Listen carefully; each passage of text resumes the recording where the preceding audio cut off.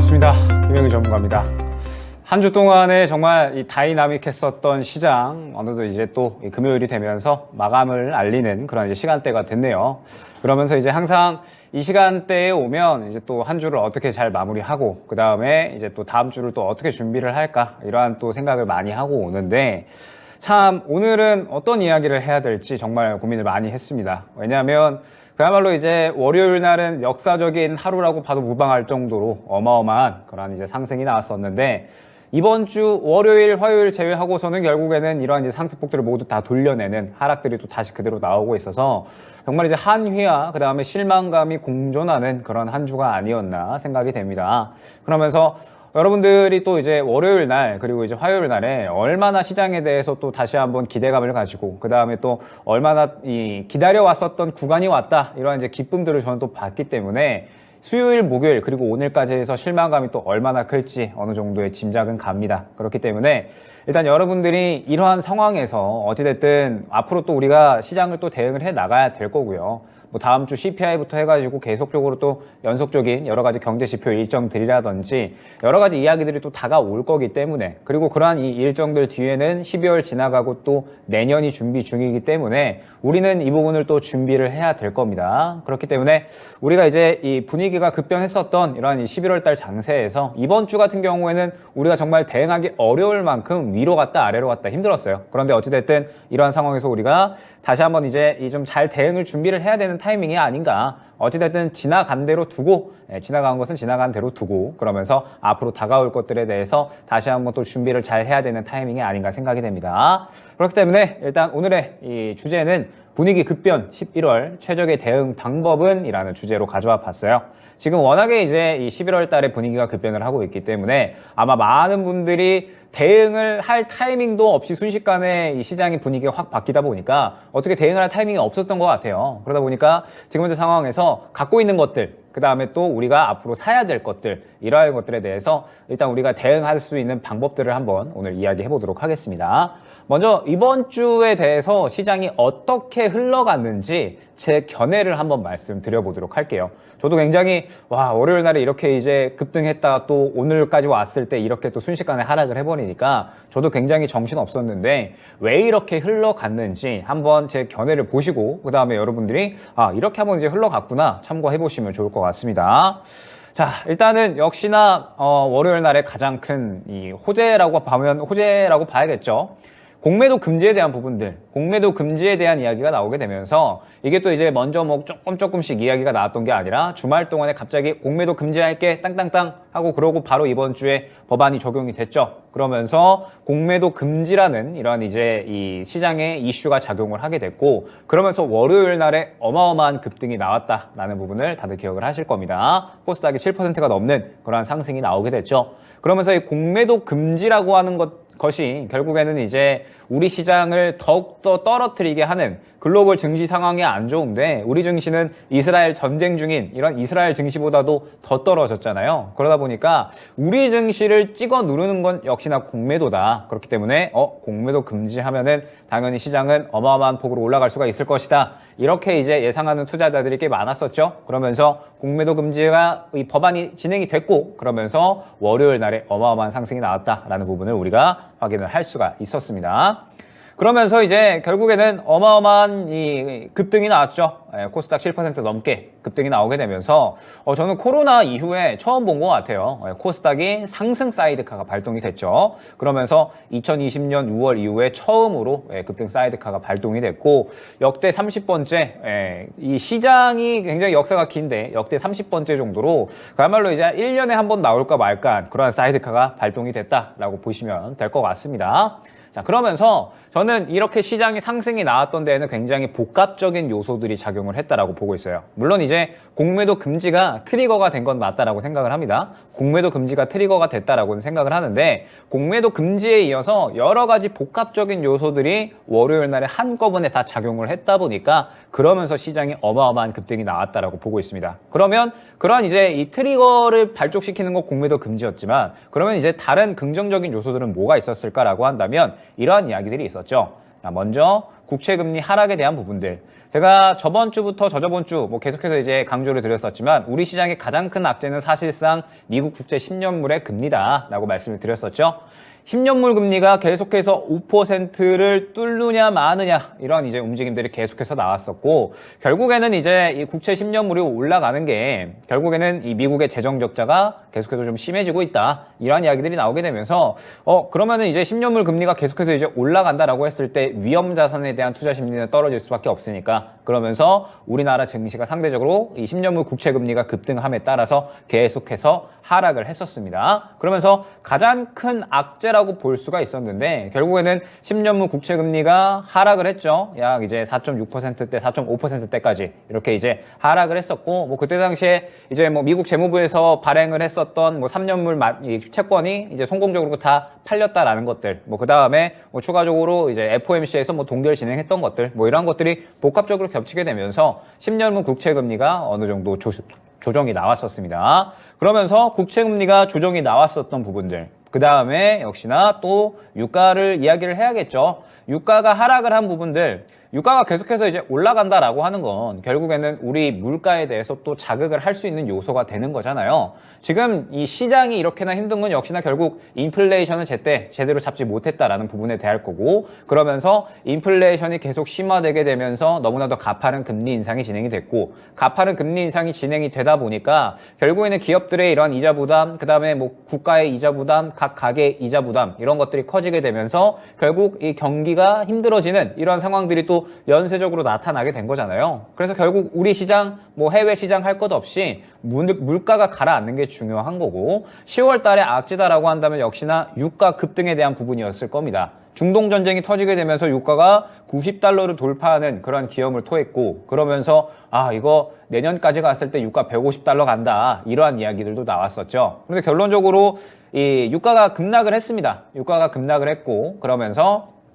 중동 정제도 무언가 이제 장기화되는 이런 느낌이 계속해서 나타나고 있잖아요. 그리고 지금 우크라이나 러시아 전쟁도 이제 미국에서 슬슬 여론이 안 좋아지고 있다라고 하죠. 우크라이나 전쟁 이제 슬슬 그만둬야 되지 않아? 지금 거의 이제 2년이 되어가고 있는 그런 상황이기 때문에 슬슬 이제 피로도가 나타나고 있다라는 거죠. 그래서 미국 내에서도 지금 우크라이나와 러시아 간의 전쟁에 대해서는 그렇게 이제 여론이 좋지 않다라고 합니다. 안 좋아지고 있다라고 해요. 그래서 이제 뭐 전쟁에 대한 부분들도 자꾸 이제 여론도 안 좋아지고 미국 쪽에서 그러면서 여론 자꾸 안 좋아지면은 이제 또 압박을 넣을 수가 있겠죠. 전쟁 그만해라. 이런 식으로 이제 전쟁 그만하라고 압박을 넣게 되면 그러면은 이제 전쟁이 장기화 혹은 이제 또 뭐 휴전에 대한 이러한 새로운 측면이 나올 수가 있는 부분이라서 유가가 이제 어느 정도 하락을 했다라는 부분. 물론 이제 가장 큰 이슈는 경기 침체에 대한 부분이었죠. 다만 이제 경기 침체에 대한 부분은 이따가 이야기를 하고 어찌됐든 우리가 호재로 파악을 할 때 유가가 내려갔다라는 부분도 우리가 파악을 할 수가 있었습니다. 그러면서 또 추가적으로 봐야 될 게 환율까지 떨어졌죠. 환율까지 떨어지면서 1,300원 이하로 이번 달에 떨어졌었습니다. 계속해서 뭐 1,330원, 1,350원, 1,360원 이런 식으로 고공행진하던 이러한 환율이 결국에는 11월 달에 이제 들어서면서 상당히 큰 폭으로 하락을 했죠. 그러면서 이제 결국에는 이 환율이 내려온 이유 자체가 이제 미국의 침체 가능성. 그런데 결국에는 환율이 내려온다라고 하는 건 이 떠나간 외국인들이 돌아올 수가 있다라고 하는 거잖아요. 결국에는 이제 이 미국의 환율이 낮아진다라고 하는 건 위험 자산에 대한 투자 심리가 높아지는 거고 그러면서 또 우리 시장에 떠나갔던 외국인들이 돌아올 수가 있는 요소가 되는 거기 때문에 환율도 낮아졌다라고 보시면 될 것 같아요. 그러면서 지금 유가, 국채금리, 환율 다 내려갔죠. 그리고 FOMC에서는 연착륙이 올 거다 이런 이야기를 하고 있죠. 경기에 대해서 굉장히 자신감이 있다. 경기 침체 없을 거고 연착륙한 다음에 그러면서 이제 내년 넘어가면서 상황 본 다음에 뭐 금리 인하는 아직 시기상조기는 하지만 뭐 연착륙하게 되면 그러면은 결국엔 또 향후에는 금리 인하 쪽으로 가지 않을까? 약간의 이제 시장 투자자들이 이렇게 해석을 했죠. 물론 이제 연준에서는 뭐 금리 인하에 대해서 뭐 직접적인 언급은 없었지만 어찌됐든 경기에 대해서 굉장히 자신감 있는 태도를 보였고 그러면서 당장에 이 금리 인하든 금리 상승이든 연준은 선택할 수 있는 선택지가 사실 없습니다. 그래서 이 금리 동결에 대한 선택지밖에 없었지만 어찌됐든 경기의 연착륙에 대한 부분들 이 부분은 굉장히 자신을 했기 때문에 보게 되면 사실 공매도 금지뿐만 아니라 이번 주 월요일에는 굉장히 호재들이 다발적으로 있었어요.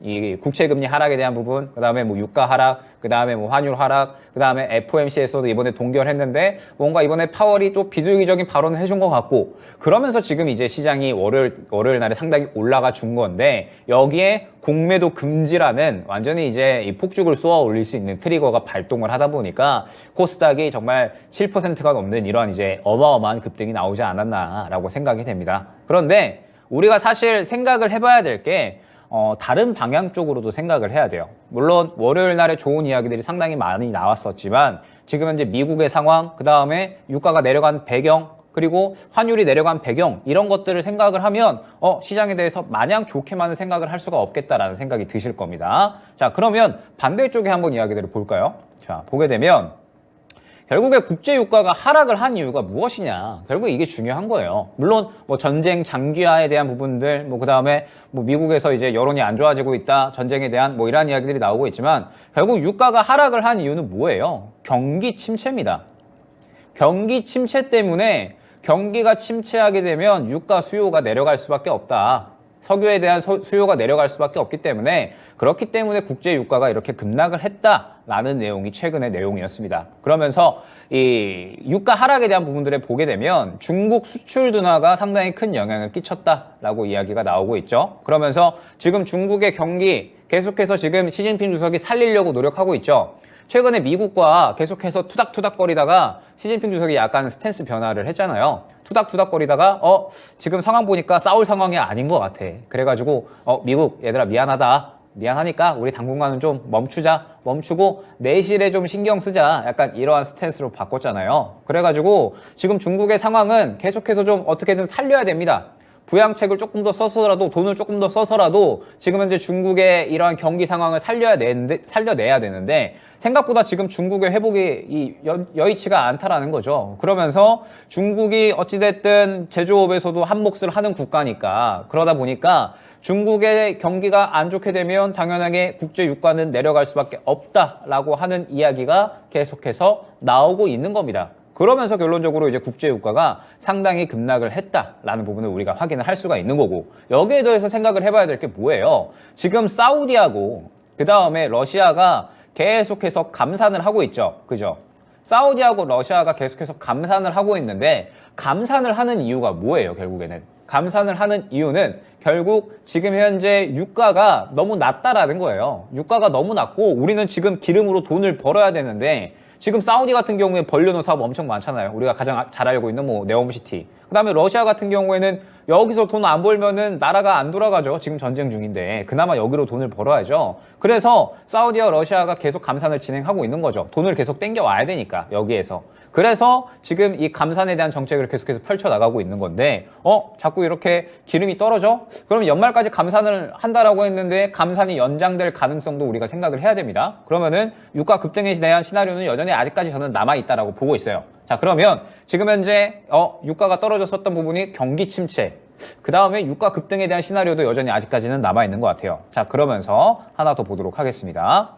JP모건이 유가 매우 빠른 속도로 급등할 수 있다라고 또 이미 이야기를 하고 있죠. 지금 현재 추가 생산 여력도 얼마 안 된다. 그런데 수요는 여전히 높은 상황이다. 그런데 이번에 중국 경기 침체에 대한 이야기가 나오면서 일시적으로 하락을 한 거지 결국에는 급등할 거다. 이러한 이야기들도 나오고 있어요. 시장에서 여전히 유가 급등 시나리오는 존재한다라는 점. 그러면서 이제 미국의 경기 상황을 또 봐야 돼요. 미국이 결국에는 우리나라 떼놓고 볼 수가 없는 시장이기 때문에 미국의 상황을 우리는 봐야 됩니다. 그런데 지금 현재 미국도 사실 굉장히 갑론을박이에요. 너가 옳다, 내가 옳다, 올라간다, 내려간다. 굉장히 지금 방향성이 중구난방입니다. 얘네들도 올라가다 내려가다 막 치고받고 싸우고 있어요. 보게 되면 침체 없이 인플레 낮출 수 있다. 그러면서 월가가 지금 이 방향성 맞춘 적이 최근에 거의 없죠. 올라간다 내려간다. 자기들끼리도 막 나뉘고 있습니다. 그러면서 침체 없이 인플레 낮출 수 있다? 그렇게 가능해. 아니야. 지금 현재 상태에서 인플레 싸움 아직 안 끝났는데 지금 뭐를 어떻게 확신할 수 있어? 아직까지는 뭔가 싸움 끝난 게 아직까지도 없는데. 그러면서 연착륙, 지금 현재 상황에서 인플레가 둔화하고 있는 건 맞는데 연착륙은 안 돼. 이런 식으로도 나오고 있고, 금리 인상 끝났어.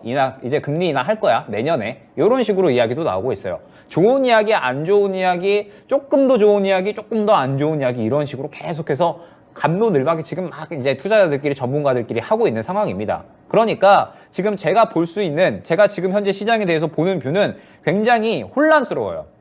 전체적으로 봤을 때 경기 침체가 올 것이다, 안 올 것이다. 미국에서도 자꾸 이제 이러한 이야기들이 나오고 있는 상황이고, 지금 현재 미국의 부채도 상당히 큰 폭으로 늘어나고 있는 상황이죠. 그러면서 여러분들 혹시 이제 알고 계실지 모르겠지만 제가 이제 또 몇 번 이야기를 했었는데, 이번에 이제 미국 3분기 GDP가 큰 폭으로 성장을 할 수 있었던 게 결국에는 미국의 소비자들에 의해서 그런 거였습니다.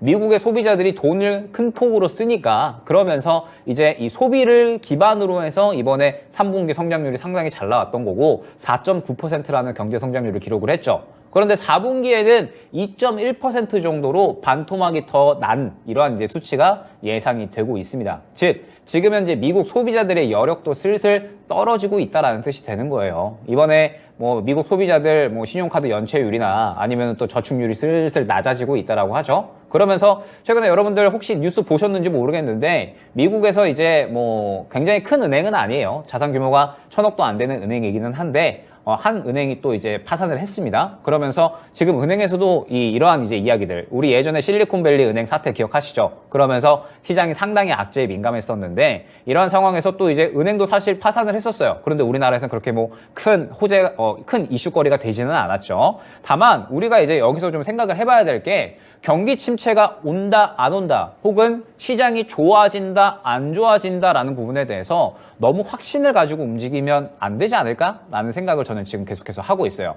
왜 그러냐라고 하면, 말씀드렸듯이 지금 미국에서도 계속해서 너가 오라 내가 오라, 올라갈 거야 내려갈 거야, 왔다 갔다 이야기를 하고 있는 상황이고, 우리나라도 지금 사실상 저는 마찬가지다라고 생각을 하고 있어요. 우리나라도 지금 내년에 미국 상황 좋아질 거니까, 그러면은 우리나라도 이제 뭐 무역에 대한 부분들 뭐 최소치 찍었다가 다시 또 회복이 되지 않을까? 뭐 이런 이제 기대감들이 나타나고 있는 반면에, 지금 중국 상황도 안 좋고, 그러면서 어찌됐든 우리나라도 이 금리에 대한 부분들을 미국이 계속 이렇게 고금리로 유지를 하면 우리나라도 또 지금 현재 금리 수준을 유지를 해야 되는데, 지금 현재 금리 수준은 가계와 기업에게는 이미 부담을 넘어선 한계 수준이다라고 이야기가 나오고 있는 상황이라, 우리나라도 지금 굉장히 갑론을박이 왔다 갔다 하고 있는 그런 상황이다라고 생각을 합니다. 그래서 저는 시장의 방향성에 대해서 지금은 예측할 만한 단계가 아니라 결국에는 대응이 가장 중요한 순간이다라고 생각을 하고 있거든요.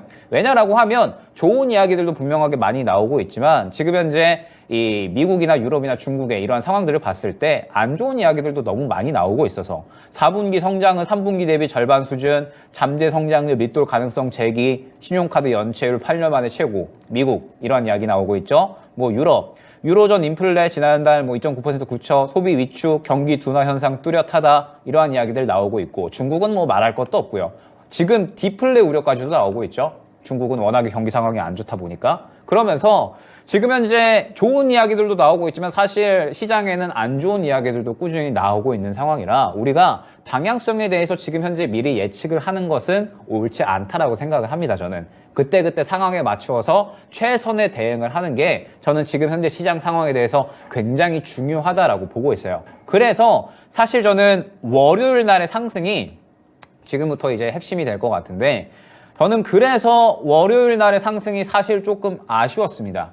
왜 아쉬웠냐라고 하면, 월요일 날에 공매도 금지에 대한 이야기가 나오면서 굉장히 큰 상승이 나왔었죠. 그러면서 공매도 금지에 대한 이슈로 인해서 상당히 좋은 종목들, 2차전 종목들이 굉장히 큰 급등이 화요일까지 나왔습니다. 근데 제가 아쉬웠던 부분은 무엇이었냐? 지금 현재 시장에서 결론적으로 2차전지 종목들을 보게 되면 일괄적으로 다 매물대 맞고 떨어지는 모습을 확인을 할 수가 있어요. 에코프로, 그 다음에 뭐 추가적으로 에코프로 BM도 마찬가지죠. 이 구간부터 매물대가 시작되는 거 확인되실 겁니다. 이 구간 맞고 떨어지는 모습 그대로 다 확인을 할 수가 있을 거고요. 그 다음에 포스코 퓨처엠도 마찬가지입니다. 포스코 퓨처엠도 매물 구간 맞고 떨어지는 모습 바로 확인할 수가 있고요. 그 다음에 추가적으로 포스코 홀딩스 같은 경우에도 마찬가지죠. 매물 구간 맞고 떨어지는 모습 마찬가지로 확인됩니다. 자, 그러면서 추가적으로 코스닥 지수도 마찬가지 저항 구간에 맞고 떨어지는 모습을 확인을 할 수가 있어요. 자, 그러면 여기에서 영상까지 한번 확인을 한 다음에 우리가 이야기를 이어가 보도록 하겠습니다. 예전에 이제 올라갔던 상황은 조금은 다르죠. 예전에는 매물대가 없었지만 지금은 또 매물대가 생겨났기 때문에 지금 당장의 상승을 어느 정도는 충분히 즐기시면 좋을 것 같은데, 다만 이제 앞선 구간 지금 보게 되면 또 매물대가 쌓이는 구간들이 또 점차적으로 나타나는 구간이기 때문에 이 매물대에 맞추어서 약간의 이제 트레이딩 정도는 진행을 해주시면 좋을 것 같다 생각이 됩니다. 제가 아쉬웠던 점이 무엇이었냐면, 저는 사실 이번 주 시장에 대해서 반도체가 강세를 보일 거다라고 생각을 했었습니다. 그러면서 반도체 강세 뒤에 그 뒤에 2차 전지가 어느 정도 그림을 갖춰주면서 슬슬 올라오는 그림을 저는 기대를 했었어요. 잠깐 차트 띄워주시면 좋을 것 같은데, 자, 지금 우리가 생각을 해야 될 게 2차 전지는 이제 시장과 떨어뜨려서 생각할 수 없는 종목군들이 되어버렸습니다. 왜? 지금 현재 에코프로 BM만 해도 코스닥 시총 1, 2위이기 때문에 얘네들이 움직이면은 결국에는 시장이 큰 폭으로 움직일 수밖에 없어요. 그러면서 제가 이 월요일 날에 방송에서 뭐라고 말씀을 드렸었냐면, 결국에는 이제 2차전지 종목들이 일제히 다 매물 구간이 형성이 되어 있기 때문에 매물 구간을 꼭 확인을 하시고, 이 구간을 뚫어주면은 당연히 우리가 그 분위기를 즐기면서 수익 극대화를 노려도 되겠지만, 만약에 매물 구간을 뚫어주지 못한다라고 하면 그대로 매물이 출회가 될 수 있다라는 부분을 말씀을 드렸었습니다. 자, 그러면 지금 현재 상태에서 시장과 같이 한번 차트를 보도록 할게요. 에코프로와 그 다음에 코스닥의 차트를 보게 되면 결국에는 같은 그림이라는 걸 우리가 확인을 할 수가 있어요. 자, 코스닥 보게 되면 코스닥도 마찬가지로 윗구간에 매물이 형성이 되어 있습니다. 그죠? 코스닥도 마찬가지로 위에 매물이 형성이 되어 있고, 에코프로도 마찬가지, 다른 2차전지 종목들도 모두 마찬가지예요. 윗구간에 매물이 형성되어 있는 모습을 확인을 할 수가 있었습니다. 자, 그러면 우리가 지금부터 이제 생각을 해야 될 부분이 무엇이냐? 결국 월요일 날에 굉장히 좋은 상승, 화요일까지 이어졌었잖아요. 그죠? 월요일 날, 화요일 날 좋은 상승이 이어졌었는데, 그러면 이제 국채금리 하락, 환율 하락, 유가 하락, 여기에 공매도 금지라는 호재가 전체적으로 이제 곁들여지면서 상승이 나왔었어요. 그러면 그 호재가 과연 다음 매물 구간을 뚫어줄 수 있을 것인가를 우리는 봤어야 된다라는 거죠. 어느 정도 제가 예전에 방송들을 이제 진행을 하면서 지금 현재 이 시장을 봤을 때 매물 구간이 1차적으로 요 구간에 형성이 됐고 2차적으로 요 구간이 형성이 됐다라는 부분을 예전에 한번 이제 말씀을 드린 적이 있었을 겁니다. 그러면서 결론적으로 월요일 날에 좋은 이야기가 나오게 되면서 이 매물 구간 뚫어줬죠. 그러면 다음 매물 구간이 이 구간까지는 우리가 추가적으로 상승을 바라볼 수가 있는 건데, 여기에서 막히게 된다라고 하면, 이 매물 구간에 막히게 된다라고 하면 결론적으로 시장은 차익 실현 매물을 어느 정도는 쏟아낼 수가 있었다라는 거죠. 그러면서 에코프로든 에코프로 BM이든 그다음에 포스코 그룹주든 다 마찬가지예요. 결국에는 상승이 나오다가 시장의 호재가 추가적으로 힘을 더해주지 못하니까 이 매물 구간에 부딪혀서 맞고 떨어졌다라고 생각을 해주시면 되는 겁니다. 자, 그러면 제가 기대했었던 그림은 무엇이었냐라고 하면, 저는 이번 주에 사실 반도체에 대한 기대감이 조금 있었어요. 자, 다시 한번 이제 방송 한번 보고 그 다음에 이야기 이어가도록 하겠습니다. 삼성까지도 감산을 해주니까 업황이 정상화될 수 있을 것이다라는 기대감은 3분기부터 저는 본격적으로 키워나갈 것이다라고 생각을 하고 있어요. 그러면서 4분기에 지금 이제 실적이 결국에 살아난다라고 했을 때 종목들을 좀 이제 잘 모아가야 되잖아요. 네. 제가 이제 이 장기적으로 반도체를 봐야 된다라고 말씀을 드렸던 부분이 무엇이냐? 저는 10월 달부터 이제 슬슬 장기적으로 볼 수 있는 종목, 단기적으로 볼 수 있는 종목을 어느 정도 구분해서 담아가야 된다라고 생각을 하고 있는데, 반도체가 굉장히 최근에 좋은 흐름 보였죠. 제가 그러면서 항상 이 최근 방송에서 강조드렸던 부분이 있었습니다. 어떠한 부분이었냐? 시장을 이겨내는 힘이 필요한 게 지금 현재 종목들의 상황인 거고, 그러면서 종목별 순환의 의미를 여러분들이 반드시 생각을 하셔야 된다. 요거를 계속해서 강조를 드리고 있었어요. 자, 그러면 여기에서 제가 어떠한 그림을 기대를 했냐? 결국에는 저는 이번 주에 반도체가 강세가 나오는 그림을 기대를 했었어요. 왜? 결국에는 반도체 종목들이 월요일 날 기준 딱 요 정도로 봤을 때 수급이 굉장히 훌륭했었거든요. 수급이 굉장히 잘 들어와 있었고, 주성 엔지니어링이든 하나 마이크론이든 바닥권에서 수급이 들어가는 그림이 나와줬으니까 그러면은 이번 주에는 반도체가 한번 순환이 나와주겠구나 라고 생각을 했었습니다. 그러면서 2차 전지에 대해서 저는 어떤 그림을 기대를 했느냐? 결론적으로 2차 전지는 지금 현재 상황에서 바닥을 조금 더 확실하게 잡아주기를 원했죠.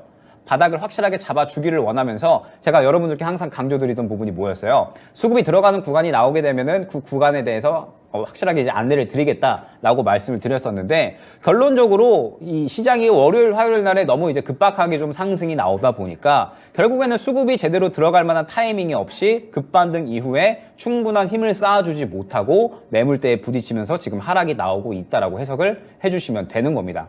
저 같은 경우에도 이번 주에 반도체로 어느 정도 이제 수익을 보고, 그 다음에 2차 전지 같은 경우에 슬슬 바닥 잡아주고, 저는 공매도 금지가 아니었다라고 하더라도 결국 시장은 올라왔을 거다라고 생각을 합니다. 왜? 공매도 금지가 아니더라도 결국 이번 주에는 좋은 이야기들이 많았으니까. 국채금리 하락, 뭐 환율 하락, 뭐 유가 하락, 이러한 이야기들이 많았으니까 결국 2차전지 같은 경우에도 바닥 잡아주면서 조금씩 수급이 들어가주면서 이러한 그림을 저는 기대를 했거든요. 그러면은 우리가 충분히 여유롭게 대응을 할 수가 있었을 거고, 급작하게 대응할 필요도 없이 반도체 한번 수익 봤다가 그 다음에 2차전지 슬슬 바닥 잡아주면서 수급 들어가전에 이러한 그림들을 기대를 하면서 결국에는 우리가 반도체와 2차전지 다 수익을 볼 수 있는 그림을 어느 정도는 기대를 할 수 있지 않았을까라고 생각이 되는 거죠. 그래서 저는 결국 이번 주의 그림이 생각보다 아쉽습니다. 왜냐하면 2차 전지가 그렇게 움직인다라고 했을 때 결국 시장 같은 경우에도 이렇게 움직였을 거거든요. 이런 식으로 이제 급작스럽게 움직일 게 아니라 결국에는 천천히 우상향하면서 다음 매물 구간까지 상승이 나오는 이러한 그림이 나타나지 않았을까, 요거를 이제 기대를 했던 거죠. 그런데 생각보다 이제 또 공매도 금지라는 이런 이 법안이 주말 동안에 또 급작스럽게 처리가 됐고, 그러면서 월요일, 화요일 날에 어마어마한 상승, 다만 추가적인 상승이 나오지 못하고 결론적으로는 저항 구간에 부딪히면서 하락이 나온 모습, 그렇게 이제 그대로 진행이 됐다라고 보시면 될 것 같습니다. 자, 그러면 결국 우리가 이제 2차 전지에 대한 부분들은 이제 대응 구간이 한 차례 지나간 거예요. 어떻게 지나갔냐라고 하면 결국 우리가 이제 기대했었던 그림은 어느 정도 이제 바닥을 확실하게 잡아주고 힘을 충분히 예전 이 정도만큼 모아주다가 올라오는 그림이었는데, 지금 현재 이 상황을 보게 되면 약간은 물량이 많이 빠져나오는 모습을 확인을 할 수가 있죠. 차익 실현이 어느 정도는 나오고 있다는 뜻이 되는 겁니다. 그러면 지금 현재 2차전지 같은 경우는 다시 어떠한 그림을 기다려야 되는 거예요? 바닥을 확실하게 잡아주고 수급 들어가는 타이밍이 나왔을 때 그때 구간을 여러분들은 준비를 해 주셔야 되는 겁니다. 그러면서 여러분들이 11월 달에 지금 시장의 분위기가 굉장히 급변했다라고 말씀을 드렸었잖아요. 제가 반도체에 대해서는 사실 9월 달부터 꾸준하게 강조를 좀 많이 드렸었습니다. 9월 달에 이제 추석 이전에 10월 달부터 반도체는 어느 정도 모아 가셔야 된다. 3분기 그리고 4분기의 업황 회복에 대한 이야기들이 나와주면서 분명하게 반도체는 어느 정도 반응을 보여줄 거다라고 이제 말씀을 드렸었습니다. 그러면서 추석 이전에는 이제 주성 엔지니어링 한번 이제 가져왔었고, 그 다음에 뭐 최근에 이제 뭐 아침 방송을 통해서 뭐 하나 마이크론이라든지 아니면은 HPSP 같은 이러한 종목들을 안내를 드렸었어요. 보게 되면 마찬가지로 HPSP나 그 다음에 뭐 하나 마이크론 다 마찬가지입니다. 수급이 어느 정도는 잘 들어와 있는 그러한 구간에 있다라고 보시면 될 것 같아요. 수급이 어느 정도 잘 들어와 있고 그러면서 어느 정도 상승이 잘 나와주고 있는 그러한 그림이었는데, 최근에 반도체마저도 어느 정도는 차익 실현이 나오고 있는 그림이 나타나고 있습니다. 그러면 지금 현재 2차 전지와 반도체, 우리가 주도주 종목군이라고 부를 수 있는 종목들은 어떠한 그림이에요? 결국에는 시장이 급반등을 하게 되면서 상승이 마찬가지로 같이 잘 나왔지만 시장이 어느 저항 구간에 도달을 하게 되면서 호재가 더 이상 이 구간 위로는 작용을 하지 못했죠. 그러면서 주도주 종목군들은 약간의 차익 실현이 나온 겁니다. 주도주 종목군들은 약간의 차익 실현이 나오면서 이번 주 수요일 기점으로 해서 순식간에 주도주에서 개별주로 수급 흐름이 넘어갔다라는 부분을 여러분들은 알고 가셔야 돼요. 월요일, 화요일 날에는 2차 전지와 반도체 쪽으로 완전하게 수급이 다 쏠렸죠. 그런데 시장이 꺾여버리면서 주도주 쪽에서 차익 실현 나오고 그 수급들을 그대로 개별주가 다 받아줬다라고 해석을 이번 주에 하셔야 됩니다. 왜 제가 개별주로 또 다 넘어가 버렸냐라고 말씀을 드리냐면, 지금 이번 주에 결국 수요일, 목요일, 금요일 날의 대장주는 뭐였어요? 빈대 관련주였잖아요. 빈대가 전국에 어마어마한 속도로 퍼지고 있다라고 하면서 빈대 관련주 중에 가장 대장이라고 볼 수 있는 뭐 경농이나 혹은 뭐 이러한 종목들 엄청나게 큰 상승 나오고 있잖아요. 수급이 굉장히 큰 폭으로 이제 들어가 주면서 수급이 몰리는 모습을 다 확인을 할 수가 있습니다. 그 다음에 지금 보게 되면 뭐 게임주 같은 경우에도 마찬가지예요. 게임주 같은 경우에도 보게 되면은 뭐 이 목요일 날에 굉장히 좋은 상승 나왔었던 모습, 수요일 날부터 해가지고 마찬가지로 확인을 할 수가 있습니다. 그러면서 수급 보게 되면 마찬가지로 쏠리는 모습을 확인을 할 수가 있어요. 그러면 결국에는 이 부분이 뭐예요? 지금 현재 상황에서 주도주 쪽에서 지금 차익 실현이 나와 버리니까 이제 개별주 쪽으로 수급 흐름이 넘어가 버리는 거고, 그러면서 개별주 쪽에 이슈 있는 종목군들로 수급이 다 넘어가 버리는 이 분위기가 지금 현재 시장 분위기다라고 보시면 돼요. 게임주가 이번에 실적 잘 나왔다라는 이야기 나오고 있죠. 자, 게임주가 이번에 흑자 전환을 했다라고 이야기가 많이 나왔습니다. 뭐 위메이드, 뭐 그다음에 뭐 크래프톤 이러한 종목들 실적이 잘 나왔대요. 뭐 그러면서 위메이드는 이번에 흑자 전환했다라는 이야기가 나왔는데, 사실 여러분들 흑자 전환했다라고 해가지고 시장에서 이렇게 큰 폭의 상승이 나온다? 저는 그렇게 말이 되는 상황은 아니다라고 봅니다. 흑자 전환했다라고 해가지고 20%가 넘는 상황이 연속적으로 이렇게 나온다? 결국에는 지금 현재 이 게임주들도 어느 정도 이제 주도주에서 수급이 나오는데, 이 주도주에서 빠져나온 수급을 어디가 받아줄까라고 했을 때 결국 게임주들이 받아줬다라는 뜻이 되는 거예요. 게임주들은 비단 실적에 대한 이야기뿐만 아니라 공매도 금지에 대한 수혜도 같이 볼 수 있는 종목군들이었죠. 게임주들도 공매도가 상당히 심한 종목군 중에 하나였습니다. 그러면서 공매도 금지 쪽에 대해서 2차전지 쪽으로 한 바퀴 돌았다가 그 다음에 게임 쪽으로 한번 돈 거고, 그러면서 또 주도주에서 빠져나온 수급군들이 빈대 쪽이나 혹은 추가적으로 이제 이 마이코플라스마 페리엄 쪽으로 돈 거예요. 수요일, 목요일, 금요일에. 그렇기 때문에 여러분들이 이번 주에 정말 감이 아예 안 오셨을 거고 굉장히 급변한 시장 분위기에 당황을 많이 하셨을 것 같습니다. 자, 그러면 이제 또 이러한 이야기들이 있더라고요. 김영희 전문가는 맨날 나와가지고 개별주 단타만 하라고 하네. 이러한 이야기들이 굉장히 이제 또 있더라고요. 제가 항상 말씀드리지만 저는 주도주 타이밍 잡을 만한 타이밍 오게 되면 그러면 여러분들한테 말씀드립니다. 반도체 같은 경우에도 제가 10월 달 전에 9월 달에 사셔야 된다라고 말씀을 드렸었고, 예전에 7월 달에 여러분들 기억하실지 모르겠지만 7월 달에도 제가 직접 매매 내역 가져와가지고 포스코 그룹주들 지금 좋다, 그리고 에코프로 그룹주들도 지금 좋다, 이런 거 직접 다 매매 내역 가져와가지고 다 말씀을 드렸었습니다. 그러면 지금 제가 이제 말씀드리는 핵심에 대한 부분이 무엇이냐, 결국에는 지금 현재 상황은 주도주에서 개별주로 수급이 넘어가 버렸기 때문에 여러분들이 이제 이쪽으로 어느 정도 시선을 옮겨 주셔야 된다라는 겁니다. 왜? 제가 항상 강조드리는 부분이 뭐였어요? 결국에는 시장은 결국 순환을 보일 수밖에 없다라는 거예요. 시장이 결국 순환을 보일 수밖에 없다라는 거고, 지금 현재 2차전지 종목들은 전체적으로 월요일부터 화요일까지 해가지고 굉장히 큰 상승이 분명 나왔습니다. 분명 나와 버렸는데 여기에서 추가적으로 더 상승이 나오려면 이 매물 구간을 삼켜주는 추가적인 수급 움직임이 나와줬어야죠. 그런데 결국에는 이 구간을 뚫어주지 못하고 차익 실현이 나와 버렸으니까, 그러면 차익 실현이 나와 버린 이 수급들은 결국 다른 쪽으로 흘러 들어가야 될 거고, 그렇기 때문에 지금 현재 뭐 빈대라든지 뭐 그다음에 마이코플라스마 페리엄 이러한 종목들로 수급이 흘러 들어가고 있는 겁니다. 개별주 쪽으로. 제가 항상 주도주와 개별주 종목군들은 다르게 보셔야 된다라고 항상 강조를 드리고 있죠. 지금 현재 제가 강조드렸던 순환이 시장에서 나오고 있는 겁니다. 그리고 여러분들은 이제 11월 달 시장에 대해서 이 부분은 어느 정도는 준비를 해주셔야 돼요. 왜 준비를 해주셔야 되냐라고 하면, 아마 2차전지 종목들을 이때 추가 매수 그 다음에 신규 매수 하신 분들이 굉장히 많으실 거다라고 생각을 합니다. 왜냐하면 뭐 월요일 날, 화요일 날에 정말 뭐 우리 이제 시청자분들뿐만 아니라 이제 인터넷 가보면 다 2차전지 찬양이었거든요. 2차전지에 대한 와 정말 이제 간다, 드디어 때가 왔다, 이런 이제 분위기가 형성이 됐었습니다. 그런데 결국 지금 현재 상황에서 개별주 쪽으로 살짝 이제 수급이 넘어가 버렸잖아요. 그러면 2차전지가 분명하게 우리 시장의 성장 산업인 건 맞습니다. 성장 산업인 건 맞는데, 제가 아까 이제 이 월요일 날에 방송했었던 내용을 보게 되면 예전과는 상황이 조금은 달라졌다라고 말씀을 드렸었죠. 예전에 이 상승 때는 결국에는 이제 앞에 구간에 매물 구간이 없었습니다. 그러다 보니까 사실 돈만 밀어놓으면 쭉쭉쭉 상승이 나오는 분위기가 형성이 되었었어요.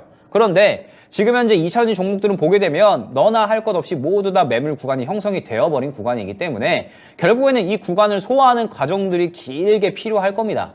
그러면서 이제 좋은 이야기 나오면 또 돌파 나와주고, 이러한 이제 구간이 길게 필요할 거기 때문에 지금 현재 상황에서는 굉장히 길게 보고 나서 그러면서 확실하게 수급 들어오는 타이밍이 포착이 됐다, 그때 대응을 해 나가야 되는 게 지금 현재 2차전지다라고 보고 있거든요. 그러면 지금 월요일 날까지 혹시나 추가 매수나 신규 매수를 진행을 하셨다라고 하는 분들은 어떻게 진행을 하셔야 되냐, 결국 지금은 다시 한번 바닥 잡아주고 그러면서 수급이 다시 한번 제대로 들어가는 타이밍까지 기다려줘야 됩니다.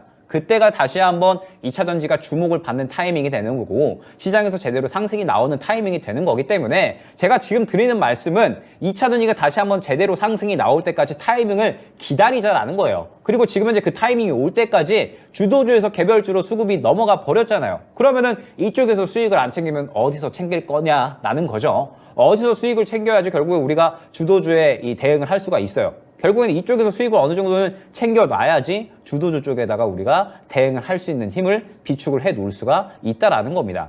제가 주도주 살만한 타이밍 되면 분명하게 여러분들한테 말씀드린다라고 약속드렸잖아요.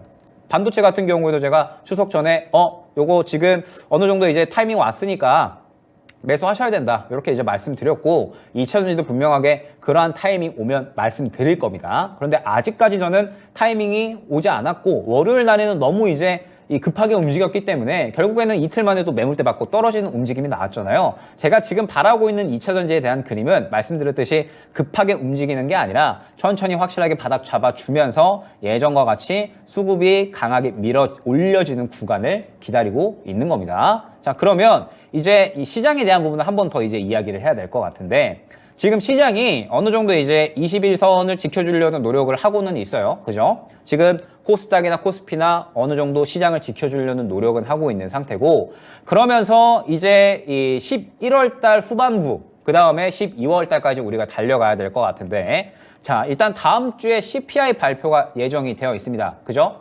다음 주에 CPI 발표가 예정이 되어 있고 CPI 이번에 발표될 건 그래도 물가가 어느 정도는 좀 내려갈 수가 있을 것이다라는 이야기는 나오고 있어요. 최근에 뭐 유가도 어느 정도 이제 내려갔고 근원 CPI도 어느 정도 내려갈 수 있을 것이다. 이러한 이야기들은 나오고 있는데 동시에 11월 달, 12월 달에 미국의 부채에 대한 이야기도 마찬가지로 나오고 있는 상태고요. 그러면서 또 대선에 대한 이야기들도 계속 나오고 있습니다. 우리나라 총선에 대한 이야기도 나오고 있죠. 지금 시장이 절대 호락호락하지가 않습니다.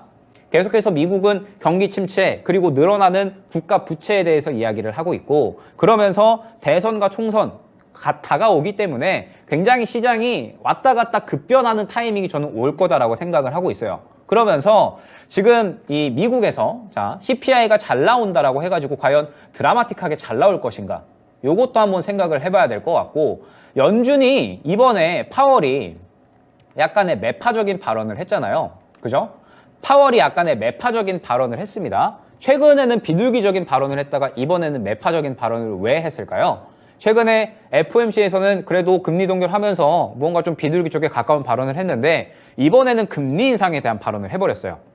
필요하면 하겠다 이런 식으로. 결국 지금 현재 연준은 시장이 큰 폭으로 오르는 걸 원하지 않는 거예요. 왜? 시장이 큰 폭으로 올라버리면서 자금이 주식시장에 쏠리는 걸 경계하고 있는 겁니다. 지금 연준은 금리 인상도 금리 인하도 어느 쪽으로도 갈 수가 없어요. 금리 인상하게 되면 지금 현재 상황에서 미국 기업들과 가계에 부담이 될 건 뻔합니다. 이미 지금 금리가 너무 높고 부작용이 심하다라고 비난 여론이 일어나고 있는 상태에서 금리 인상을 섣불리 할 수 없어요. 그리고 금리 인하도 마찬가지입니다. 이제서야 물가 어느 정도 잡혀가고 있는데 금리 인하한다? 이러면 또 다시 물가 올라버리죠. 그렇기 때문에 연준은 지금 위로도 아래로도 선택을 할 수가 없는 상황이라서 금리 동결을 하면서 시장 너무 올라가네? 그러면은 약간 매파적인 발언, 시장 너무 떨어졌네? 그러면 조금의 이제 비둘기적인 발언 이런 식으로 시장을 어느 정도는 조절을 하고 있다라는 생각이 들거든요. 연준은 지금 어떠한 선택을 할 수 있는 단계가 아니다라고 생각을 합니다. 그러면 11월 달과 12월 달에 무언가 우리가 호재를 기대를 좀 해야 되는데 드라마틱한 호재가 과연 나올 수 있을 것인가? 요거를 생각을 해야겠죠. 엄청나게 드라마틱한 호재는 조금은 힘들지 않을까. 그러면 결국 시장은 지금 현재 상태에서 어떠한 흐름으로 흘러갈 확률이 높다? 결국 박스권 흐름으로 흘러갈 확률이 저는 높다라고 보고 있습니다. 그러면 이제 우리가 어느 정도 시장의 순환을 또 이야기를 해야죠. 시장이 바닥을 잡아주게 되면 주도주에서 어느 정도 반등 흐름이 나올 수가 있고 고점에 도달하게 되면 지금과 같은 흐름이 나오는 겁니다. 주도주에서 차익 실현 나오고 개별주로 수급 흐름 흘러가고 그러면 지금은 어찌됐든 21선을 지켜주려는 흐름은 나오고 있잖아요. 그러면 아마 다음 주 정도 갔을 때 요 구간 아래로 이탈을 하던지 아니면은 요 구간에서 반등이 나오던지 이러한 흐름이 나오게 될 겁니다. 그러면서 이 흐름에 따라서 또 우리가 주도주 한번 또 건드리던지, 반도체 같은 경우는 아직 살아있잖아요. 추세가 살아있고 수급도 살아있기 때문에 주도주 중에 반도체 한번 더 건드리던지 아니면은 시장이 하락을 한다라고 했을 때 개별주 더 돌 거니까 그러면 개별주를 접근하던지 이런 식으로 우리가 시장의 지금 현재 그때그때 상황에 대해서 철저하게 이 아름다운 대응을 해야 되는 그러한 시기다라고 생각을 하고 있지. 지금 시장 무작정 올라갈 거야 라고 해가지고 막 사거나 지금 시장 무작정 하락하니까 이거 인버스 몰빵해야 되는 거 아니야? 이런 식으로 저는 이 미리 예단하는 매매는 지금은 어느 정도 좀 리스크가 있지 않나라고 생각을 합니다. 지금 이제 시장에 대해서는 언제 어떻게 또 이제 움직일지 모르니까 그때그때 보이는 것들에 대해서 우리가 데이터를 종합을 해서 최선의 대응을 하는 게 가장 중요하다라고 저는 생각을 하고 있어요. 그래서 저도 사실 이번 주에 종목을 접근을 할 때 거의 이제 사실 개별주 위주로 접근을 했습니다. 보게 되면 이번 주에 뭐 두산 로보틱스라든지 뭐 그다음에 뭐 제주 반도체라든지 누리플렉스라든지 요거는 급하게 치다가 좀 오타가 났는데 이런 식으로 저도 이번 주에는 거의 이제 개별주 위주로 접근을 했어요. 왜냐면은 월요일 화요일 날에 시장 분위기가 좋아질 거라고는 예상을 했는데 너무 이제 급반등을 하다 보니까 잡으려고 해도 차마 손이 안 나가더라고요. 그래서 저는 이번 주에도 여전히 신중하게 최대한 개별주 위주로 좀 수익을 챙겨 나가려고 하고 있는 상황이고 그러면서 이러한 이제 흐름들이 나왔을 때 개별주로 최대한 수익을 챙겨 놨다가 향후에 주도주 2차 전지든 반도체든 잡을 타이밍이 왔을 때 저도 잡을 거고 여러분들한테도 안내를 드릴 겁니다. 예전에 그랬었던 것처럼 예전에 7월 달에 제가 2차전지 종목들 직접 잡은 거 이제 갖고 나오면서 여러분들 지금 괜찮을 것 같습니다. 수급 잘 들어갑니다. 이런 식으로 말씀드렸던 것처럼 반도체 9월달 추석에 나와가지고 추석 전에 나와가지고 반도체 지금 수급 전체적으로 살아있으니까 그리고 좋은 이야기 나와주니까 10월달엔 반도체 보셔야 됩니다. 이렇게 말씀드렸던 것처럼 타이밍이 오면 당연하게도 말씀을 드릴 겁니다. 다만 지금 현재 시장의 분위기가 결국에는 주도주에서 개별주로 넘어가 버렸다라는 거죠. 그러면 우리가 이제 이 부분을 어느 정도 인정을 하고 주도주는 잠시 뒤로 밀어놓고 이쪽에서 최대한 수익을 챙겨놓는 거예요. 그러다가 주도주 살만한 타이밍이 왔다. 그러면 그때 주도주 또 마찬가지로 수익을 챙겨주는 겁니다. 왜? 항상 시장은 이렇게 순환이 돌아왔었어요. 시장이 올라가면은 주도주가 이끌면서 올라가주고 시장이 하락하면 주도주에서 차익 실현 나오면서 수급 빠져나오고 개별주로 수급 넘어가 버리는 이러한 현상들, 이러한 순환들이 항상 나왔습니다. 1년 전에도, 5년 전에도, 10년 전에도. 그러면 우리가 이제 이러한 부분들은 어느 정도 받아들이고 인정을 하고 이때에는 주도주, 이때에는 개별주 이런 식으로 양방향에서 수익을 챙길 수 있어야지 결국 시장의 승리자가 될 수 있다라고 저는 생각을 하거든요. 저는 항상 좋은 종목이 뭘까? 라고 생각을 합니다. 좋은 종목이 뭘까? 기업 실적이 좋은 거, 향후 성장성 좋은 거, 모멘텀 있는 거 다 좋습니다. 다 좋은데 저는 결국 우리에게 좋은 종목은 우리에게 돈을 벌어다 주는 종목이다라고 생각을 하거든요. 우리는 돈을 벌려고 주식을 하고 돈을 벌어다 주는 종목을 찾기 위해서 계속해서 많은 공부를 합니다. 그렇기 때문에 지금 현재 상황에서 빈대 관련주들이 돈이 된다. 우리에게 돈을 벌어다 준다. 그러면 저는 망설임 없이 빈대 관련주도 접근합니다. 그리고 다음 주에 만약에 추가적으로 뭐 호흡기 관련주들이 간다. 그러면 당연히 접근을 해야겠죠. 그러다가 2차 전지 갈 만한 타이밍이 됐다. 그러면 또 2차 전지 갈 만한 타이밍에 접근을 하고 이런 식으로 저는 양방향 쪽으로 계속해서 수익을 챙겨 나갈 겁니다. 그리고 여러분들도 어느 정도 그러한 부분에 대해선 물론 이제 저처럼 저는 오랫동안 해왔잖아요. 저는 오랫동안 데이 트레이딩을 해왔다 보니까 이제 척하면 착 어느 정도는 이런 단계까지는 왔습니다. 그런데 사실 여러분들이 이런 이제 이 수급 흐름을 따라가기에는 굉장히 정신 없으실 거예요. 이번 주에도 굉장히 정신 없으셨을 거고 그렇기 때문에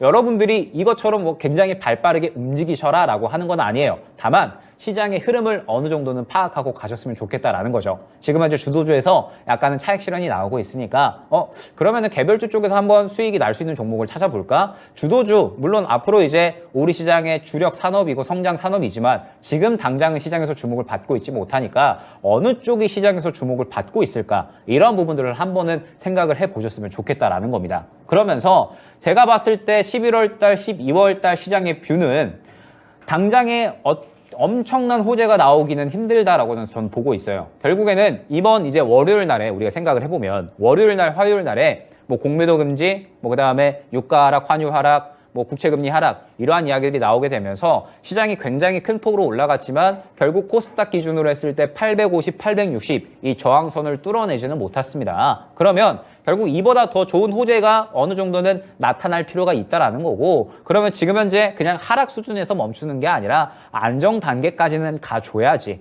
그래야지 시장이 본격적으로 다시 한번 우상향하는 장세가 나타날 수 있다라고 생각을 하거든요. 그렇기 때문에 11월 달, 12월 달에 대해서는 강조드리는 부분, 너무 좋을 거다라고도 생각하지 말고 너무 안 좋을 거다라고도 생각하지 말고 딱 중간에 위치해서 지금 현재 시장에 나와 있는 것들과 그 다음에 데이터들을 종합을 해서 최선의 대응을 해서 주도주와 개별주 가릴 것 없이 수익을 챙길 수 있는 곳에서는 최대한 수익을 챙겨 나가는 게 11월 달에 가장 중요한 대응이 아닐까 생각을 해봅니다. 저도 그렇게 대응을 할 거고, 개별주가 일단은 지금 현재 흘러갈 만한 흐름이기 때문에 저는 다음 주에도 개별주 공략하면서 주도주, 2차전지나 반도체가 언제쯤 바닥 잡고 다시 한번 올라갈 만한 타이밍이 올지 계속해서 보도록 할 거고요. 여러분들에게 그 타이밍이 왔을 때 말씀드리도록 하겠습니다. 일단 이번 주에 정말 많은 분들이 환호를 하셨다가 또 실망을 하셨을 거고, 그러다 보니까 시장에 대해서 신뢰도를 좀 많이 잃으셨을 것 같아요. 이게 무슨 이 주식 시장이냐, 이게 그냥 비트코인 시장이고 선물 시장이지 어떻게 주식 시장이냐, 이런 이야기를 또 하시는 분들이 굉장히 많으시더라고요. 그런데 어찌됐든 시장은 항상 올라가는 돈 벌 기회는 좋습니다. 어떠한 하락이 나오든 결국에는 항상 돈 벌 기회는 줬었고, 그게 올해 이 2차전지 상승장, 그 다음에 예전에로 흘러가 보면은 또 코로나 이후의 상승장이었다라고 생각을 하거든요. 결국 우리가 지금을 잘 버텨내면 향후에 또 돈 벌 수 있는 기회는 올 거니까 너무 지금 현재 시장에 대해서 실망감을 크게 갖지 마시고 향후에 돈 벌 기회를 다가오길 기다리면서 우리가 지금 현재를 잘 준비하고 있는 거다라고 생각을 해보셨으면 좋겠습니다. 자, 힘든 한 주 정말 수고 많으셨고 저는 또 다음 주에 좋은 내용으로 인사드릴 수 있도록 하겠습니다. 감사합니다.